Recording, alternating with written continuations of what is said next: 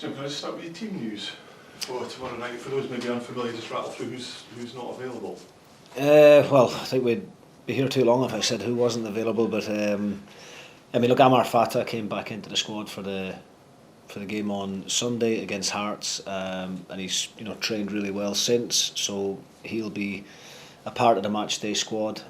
Max Waters, thankfully, has made a full recovery from the little bug that he picked up coming back from Vienna, and the rest of the guys who are long term are obviously still absent. Ryan Strain, Ross Graham, Christian Trapanovsky, Dario Namo has still got a little bit to go in terms of his rehab, but the rest of the guys are all good and really looking forward to a fantastic game tomorrow night. We'll see. A new guy you have brought in that's not available tomorrow night, Julius. Just how delighted are you to get him through the door? Yeah, really pleased to get Julius done. It's the type of player I think that we're just missing at the moment in the midfield area. Just one that can tie it all together. The recruitment process has went really well. From the beginning of the season, and Julius is now our 12th signing of the transfer window. It's still a little bit of time to go before the window shuts, but we've added some real energy, some great athleticism to the team, some really good pace at the top end of the pitch, and I think what we've been missing in that midfield area is just an out and out creative type. We've got guys in there who are really comfortable on the ball, the likes of Sybil, the Sevelj and Kamara, but Julius will just give us that something a little bit different. He's really good range of passing, plays forward, can see things that maybe sometimes other players can't. So hopefully we get to see him at the weekend in the game against Kilmarnock, and he'll play some kind of part in that game, I'm sure. Just while we're talking about players, obviously been a lot of chat about if Luca's going to be coming back, suggestions that the deal is quite close. Is there anything you're able to say with regards to that? Yeah, well, I mean, look, Lucas Stevenson was one of our standout performers last season, and won the Young Player of the Year award. And obviously, I've made my feelings known to everybody about my thoughts on Luca, and we're still talking with Liverpool. It's not quite finalised yet, but I'm really hopeful and quietly confident that we will get some positive news on that and get it over the line. Sounds like an easy question, this, but just how big a game is this tomorrow night? Yeah, I mean, look, it's huge. Obviously, it's a great occasion.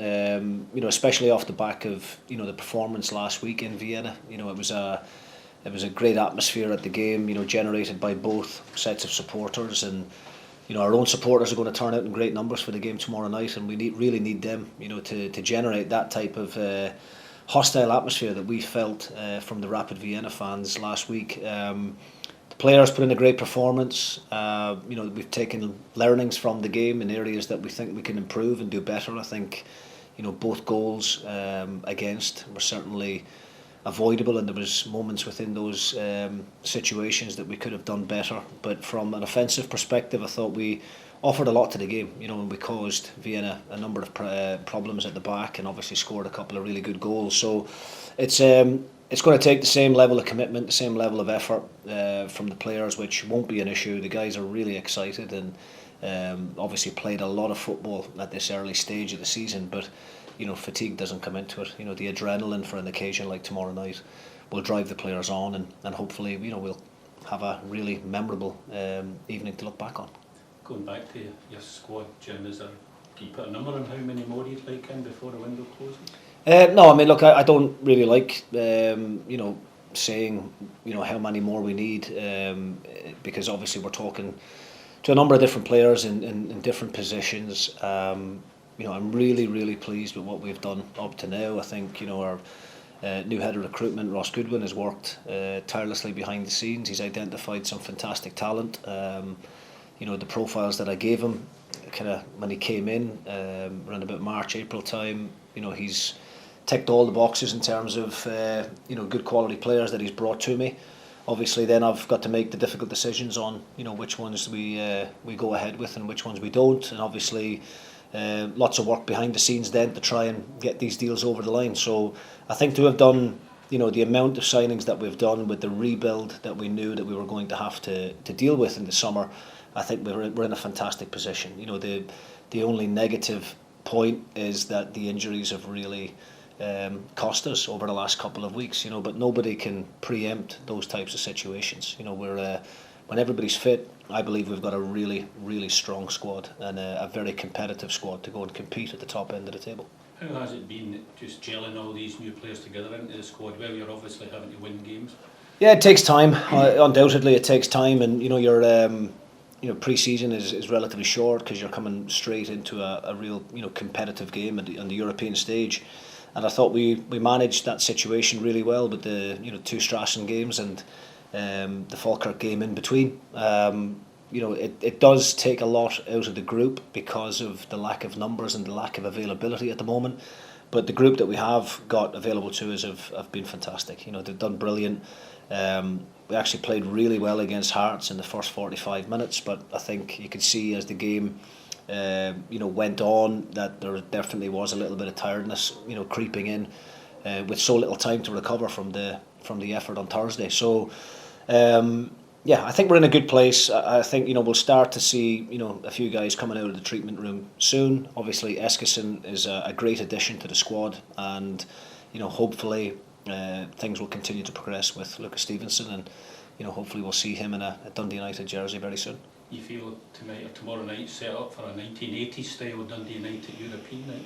I mean, look, we know well enough about that historic fixture, and it would be brilliant if we were able to progress. We're expecting a really difficult game.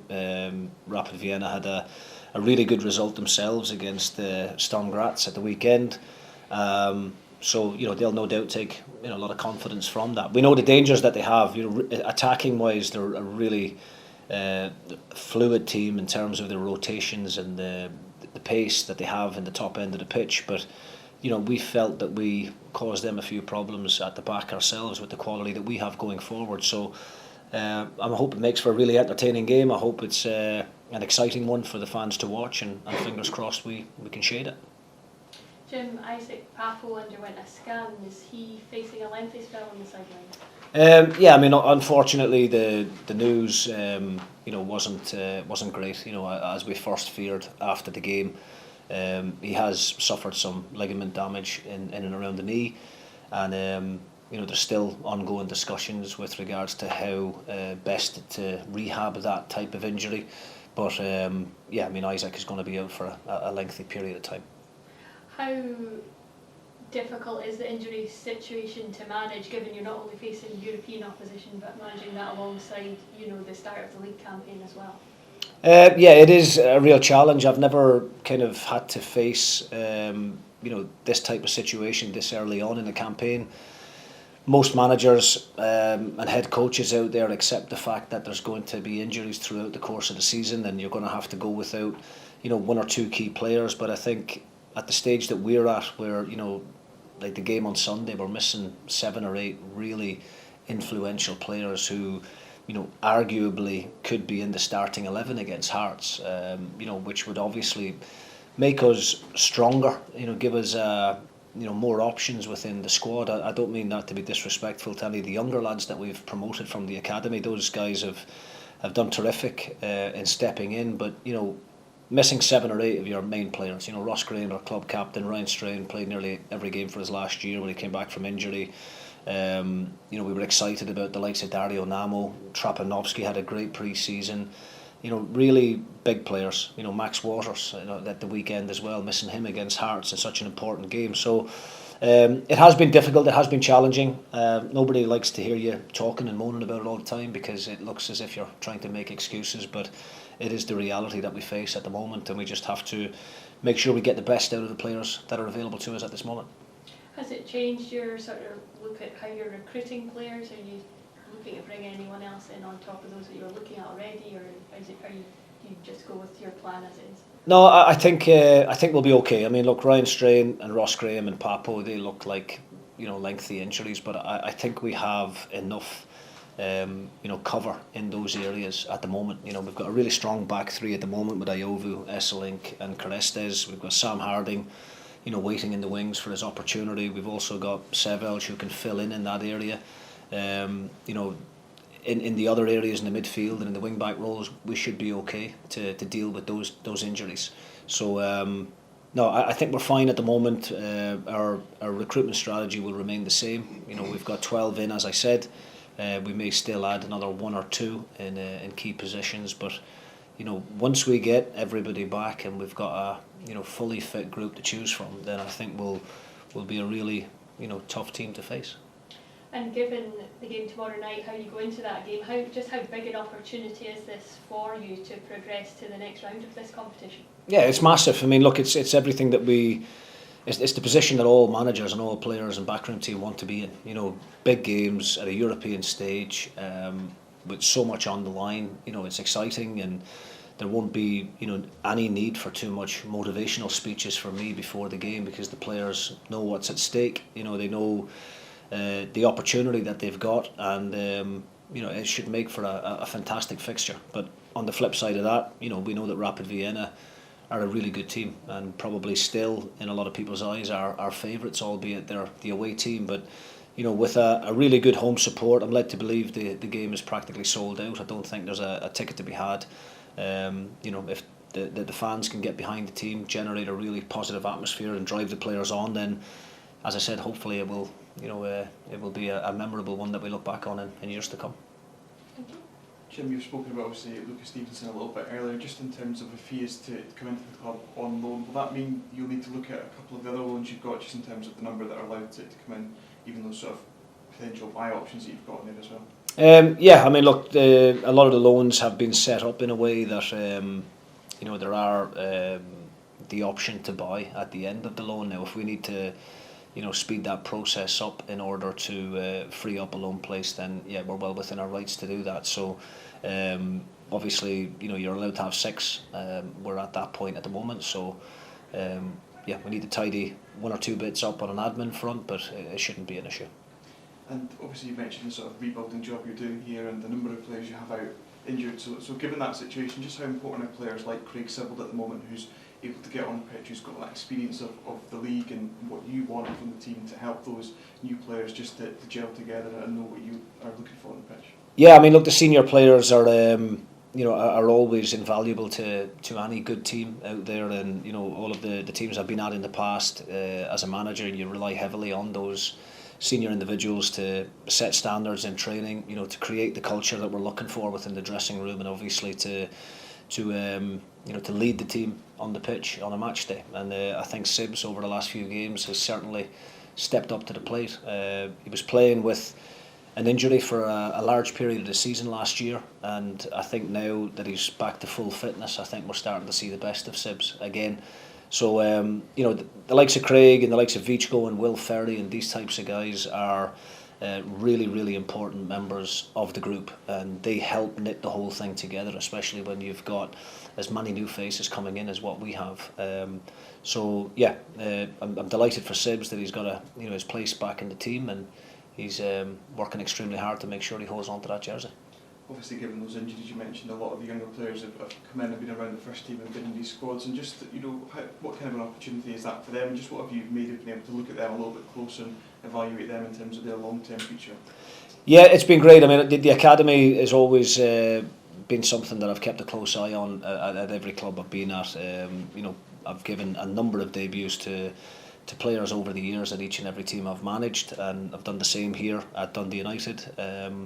We've got some really talented prospects that have got good futures ahead of them if they knuckle down, listen and learn, and continue to develop. And I think nobody with a bigger future than Owen Sturton, who in recent weeks has been brilliant for the team, and obviously played his first 90 minutes in the Scottish Premiership at the weekend against Hearts, led the line brilliantly, getting better every week, learning.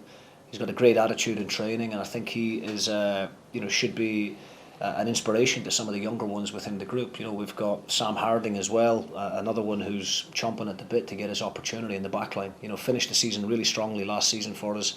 So, the academy is really important to the club. We make a significant investment in the academy annually, and I wouldn't be doing my job if I wasn't trying to bring these players through the system and make sure that pathway for them is never blocked up. And we've got at all times 5 or 6 young lads training with the first team, getting that bit of experience and learning from the senior players. And I think that's really important. So I think we're in a really good place with regards to the pathway for young players at this club. This is your first experience of European football. You've come in, you've had 3 games so far. What's your reflection on the experience that you've had so far of these 3 games?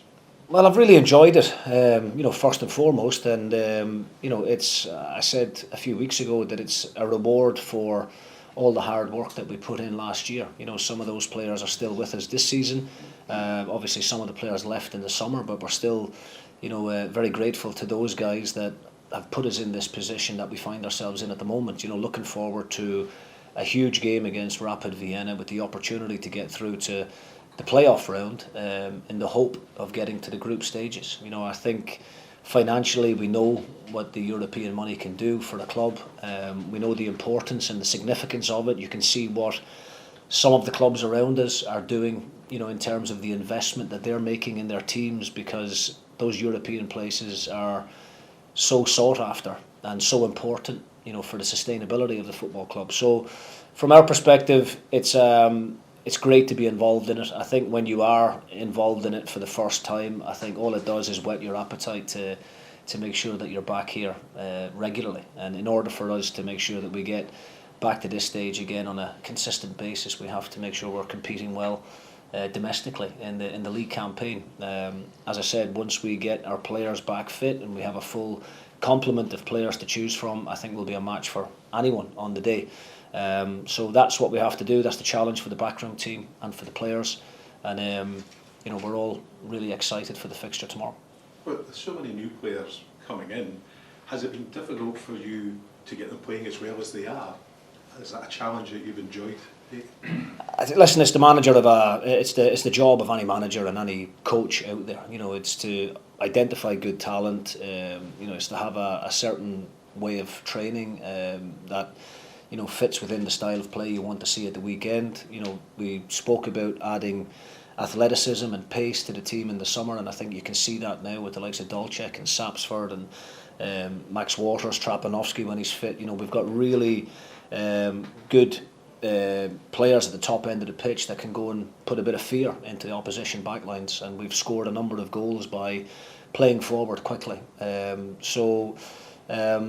Look, the recruitment has been great. I think we're in a really good position at the moment. I'm delighted with how the group has gelled together.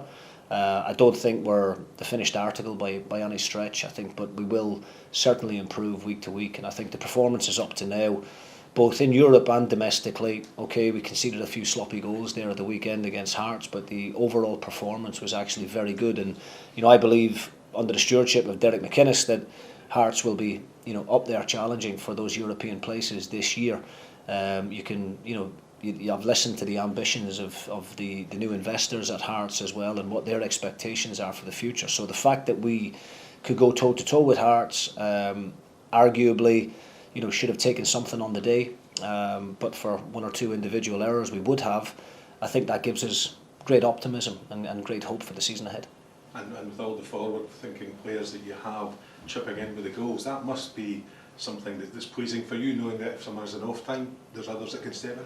Yes, definitely. I think you want your strikers off the mark early. That goes without saying. And the likes of Max Waters and Zach Sapsford are already up and running. Even Dolcek, scored a couple again at the weekend. Obviously scored against Falkirk as well the weekend before. So it's really important that you get end product from the attacking players. What we need to now make sure we do is defensively, take responsibility in key situations. Clean sheets and that defensive solidity was really important for us last season in enabling us to go and have the finish that we had. So we need to just cut out the silly errors that have been costing us at the moment. The last 2 league games we've been in leading positions. Led against Falkirk 2-1, led against Hearts, and unfortunately off the back of that we've only got 1 point to show for it. So the new lads that have came in need to understand what the Scottish game entails and need to learn really, really quickly.